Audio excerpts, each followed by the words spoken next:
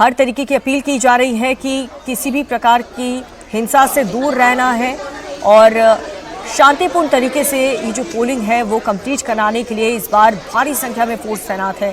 साथ ही bomb blast जैसी कोई घटना ना हो उसको लेकर के एनआईए की टीम को भी पहली बार चुनाव में इन्वॉल्व किया गया है। किसी चुनाव में एनआईए का इन्वॉल्वमेंट आप देख पा रहे हैं।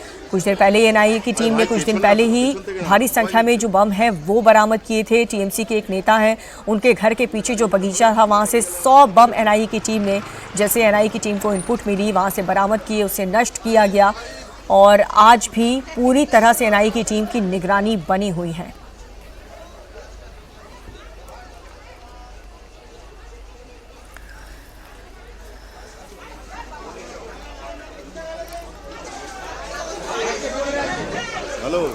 तो दूसरे चरण की वोटिंग में वीआईपी उम्मीदवार भी मैदान में हैं। आपको बता दें, मुख्यमंत्री ममता बनर्जी, नेता प्रतिपक्ष शुवेंदु अधिकारी, स्वप्ना दास गुप्ता, राज बिहारी, चंद्रिमा भट्टाचार्य जैसे तमाम दिग्गज नेता जिनकी किस्मत आज दांव पर है।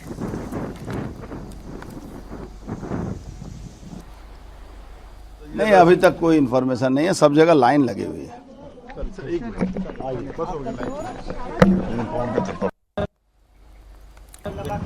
तो अर्जुन सिंह को भी हम सुना रहे थे आपको कि वो कह रहे थे कि हर किसी को अपने मत का इस्तेमाल करना चाहिए और एक ऐसे नेता को चुनना चाहिए जो पश्चिम बंगाल में शांति लेकर आए।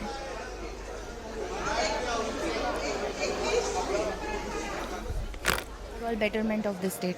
Betterment of the state. 15 साल का एक साल शासन रहा है, कमी रही या पास? थोड़ी तो कमी रही है compare to rest of the states. Compare to rest of the state. Ma'am, किस विषय पे वोट कर रहे हैं?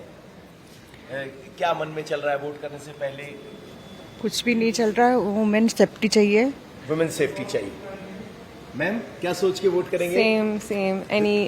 Anything which helps us to progress as a city, gets more employment, job opportunities, so that we don't have to leave the city for better jobs. Same as youth, it is very important that we have job opportunities here in Kolkata, so that should be the primary objective while voting. तो job security की बात हो रही है, महिला सुरक्षा की बात हो रही है, डेवलपमेंट की बात हो रही है, लेकिन यहां शांति की बात करने वाले भी मौजूद हैं। तो कुल मिलाकर सभी विषयों को लेकर भवानीपुर में वोटिंग शुरू हो चुकी है। महिला एक तरफ, पुरुष एक तरफ, लेकिन आप देखेंगे पुरुषों की कतार महिला से फिलहाल ज्यादा है। लेकिन सिर्फ एक रिपोर्ट है, एक बूथ है, बाकी बूथ बाकी है, आपको वहां भी लेकर चलेंगे। कुल मिलाकर वोटिंग शुरू हो चुकी है।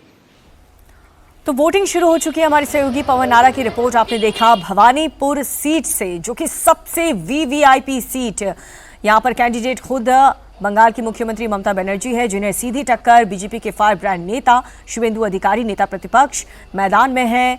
नंदीग्राम में तो उन्होंने हरा दिया था। भवानीपुर में जनता किसे चुनती है ये देखना होगा। और आपको बता दें कि भवानीपुर की जो जनता है, जो महिलाएं हैं, उनसे जब हमारे सहयोगी ने बातचीत की तो वो भी यही कह रही हैं कि महिला सुरक्षा हमारे लिए बहुत बड़ा मुद्दा है। सुरक्षित माहौल हो पश्चिम बंगाल में, लोग यही चाहते हैं और यही बात जहन में रख करके वोट कास्ट कर रहे हैं। तो अब ये बदलाव के लिए वोट हो रहा है या मौजूदा सरकार को वापस रिपीट ये लोग करवाने के लिए वोट कर रहे हैं, ये तो 4 मई को क्लियर हो जाएगा। लेकिन लोग बढ़ चढ़कर हिस्सा ले रहे हैं। फर्स्ट फेज में 93% ज़्यादा वोटिंग हुई थी और सबसे ज़्यादा बम्पर वोटिंग इसे कहा जाएगा, क्योंकि बहुत ज़्यादा यहाँ पर वोटिंग हुई। और सेकेंड फेज में भी हम देख रहे हैं कुछ शाम होते होते यही आंकड़े सामने आएंगे। भवानीपुर सीट की तस्वीर आपको दिखा रहे हैं, जहां पर पोलिंग स्टेशन के बाहर भारी भीड़ है। क्या नाम है दादा आपका? दादा क्या नाम? সকাল সকাল এসছেন, পরে গরম বেড়ে যাবে।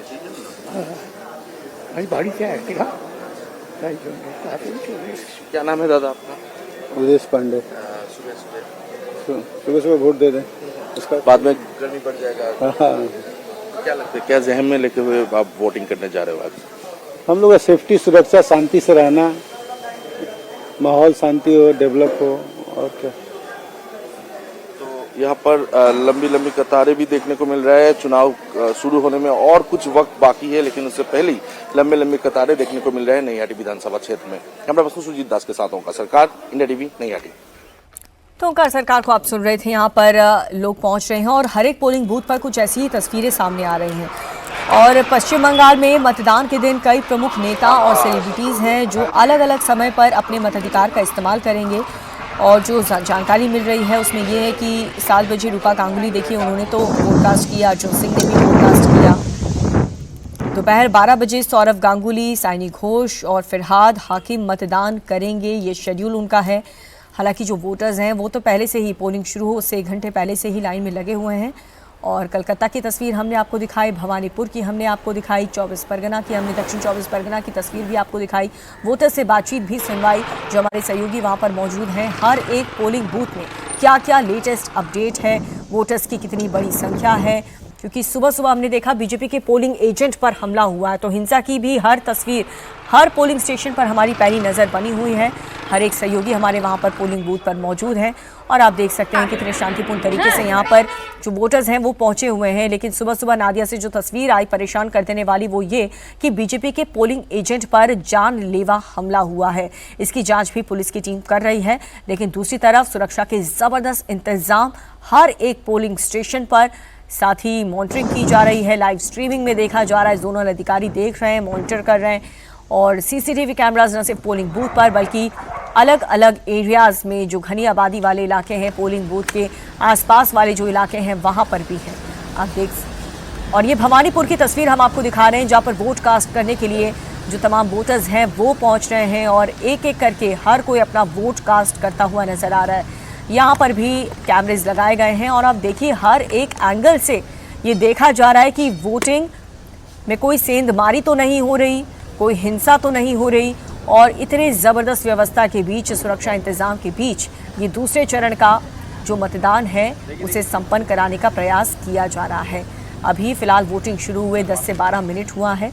1 घंटे पहले से ही वोटर्स पोलिंग स्टेशन के बाहर इंतज़ार कर रहे थे और आप देख सकते हैं अब पोलिंग शुरू हो चुकी है और एक एक करके सभी वोटर्स अंदर जा रहे हैं।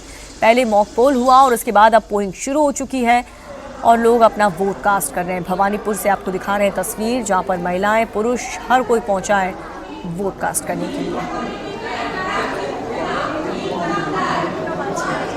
तो अलग अलग पोलिंग स्टेशन की तस्वीर हम आपको दिखा रहे हैं। कई हाई प्रोफाइल सीट हैं और सेकेंड फेज जो कि सबसे महत्वपूर्ण है बंगाल में राज करने के लिए किसी भी पार्टी के लिए।